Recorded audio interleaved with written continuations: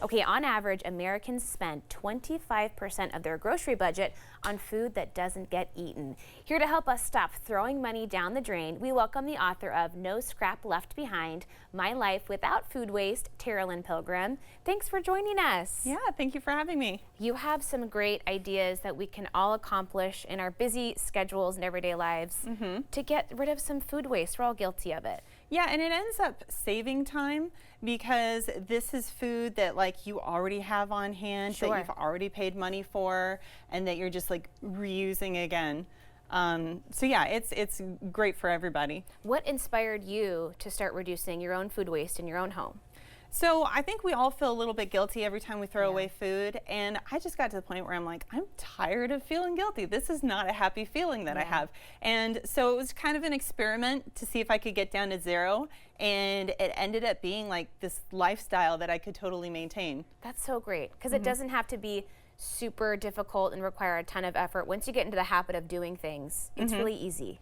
Yeah. Well, I mean, you know, getting down all the way to zero was a challenge, but like I'd say 75% of my waste like wasn't that hard to prevent once I got used to this. Perfect. Where do we want to start? You have lots of ideas to share with us today. Sure do. So let's start with apple scrap syrup. Okay. So quite often we make dishes like pies and cobbler and stuff where we don't need the peel or we don't need the core. Sure. And all you have to do is boil it until the water tastes like apple and add sugar, and then it's really good on pancakes, waffles. Oh, interesting. You know? Yeah. I never would have thought of that. So you literally just take the stuff, the parts you're not eating.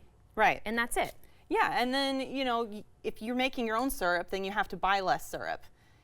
Now you're talking. Right, Now you're exactly. talking. Okay, that's so cool. Okay, what about these veggies over here? I've experimented with all different ways of keeping celery and carrots fresh as long as possible, and the best way I've found is to submerge them in water in a mason jar. And that's it? That's it. Yeah. Now how long will these keep once they're in here? Oh gosh, I've never kept it long enough to That's a measure. good endorsement though. That's good. Because these have a pretty decent shelf life to begin with, and if you can maximize it even further, you're going to end up actually eating everything that you buy. Yeah, and celery, I mean, that does get limp right away. Okay. And if your carrots or celery get limp, do this and it will get crisp again. Oh, that's so cool.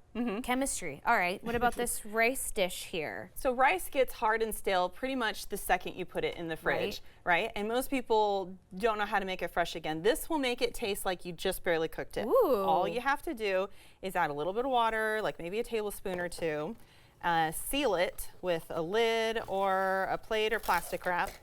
Okay. Microwave it for 2 minutes, let it sit a little bit longer, and that's it. And that's it. That's it. Just a little dash of water. Oh my gosh, I think about all the takeout glorious rice that you get that's so good. Yeah. And then the next day you think it's just completely destroyed. Right, yeah, and then you just cook rice over and over again, whereas this only takes 2 minutes. This is like ka-ching, ka-ching. We're saving so much money along the way. Okay, what about these guys here? So quite often when we buy food, we're like, I am buying broccoli to buy broccoli, I'm going to eat broccoli. But we don't think about like, there's more that we're buying. For example, we buy the stalk, we buy the cauliflower leaves, and they're all edible. Okay. So like you can cook, this is all just stalk that, that I peeled the exterior off of. Okay. So if you want to give it a try, it's pretty good. Oh, all right. Just that, just literally use every bit of it. Yeah, and you can cook it right alongside the florets, like if you're making a soup or a stir fry or, you know, whatever. And then these are cauliflower leaves, which they taste like cauliflower, but they're in the shape of leaves. Yeah, wait a minute. This is a new concept to me. But I would imagine it's just a green, crunchy veggie. Yeah, and you know, you can cook those too, but no, you don't have to. Yum. Right? Okay, okay. All right, let's switch places. Okay, what do we got over here?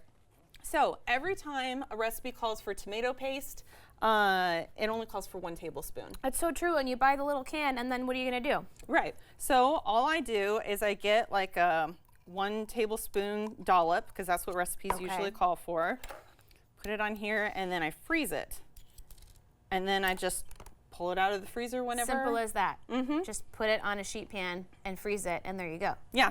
Now, whenever you freeze things, it's good to put it on a cookie sheet like berries and mushrooms and stuff, so Okay. it doesn't like freeze in one big clump. Sure. And then you don't have to defrost the whole thing. Oh, that's true. Because even with our best intentions, sometimes we freeze things and they don't quite come out the way that you envisioned. Right. Yeah, exactly. You just got like this, big cube of ice. So you freeze it first and then you put it in a bag. That's such a great idea. Okay, what do we have on the end over here? So milkshakes, once they melt, you think that that's all you can do with it, right? Because once again, you put it in the freezer, it turns into a big lump. Yeah.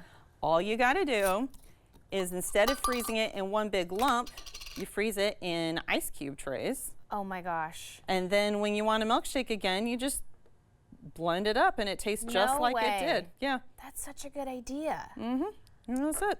And you could even make like little mini pops with it if you wanted to with those little toothpicks. Like we Ooh, make that our would be kids good. popsicles sometimes. Okay, I'm inspired. Oh, good. This is great stuff. Thank you so much. Yeah. You just showed us so many things in such a short amount of time. Okay, we'll have more information on our website at katu.com. We'll be right back with more Afternoon Live right after this.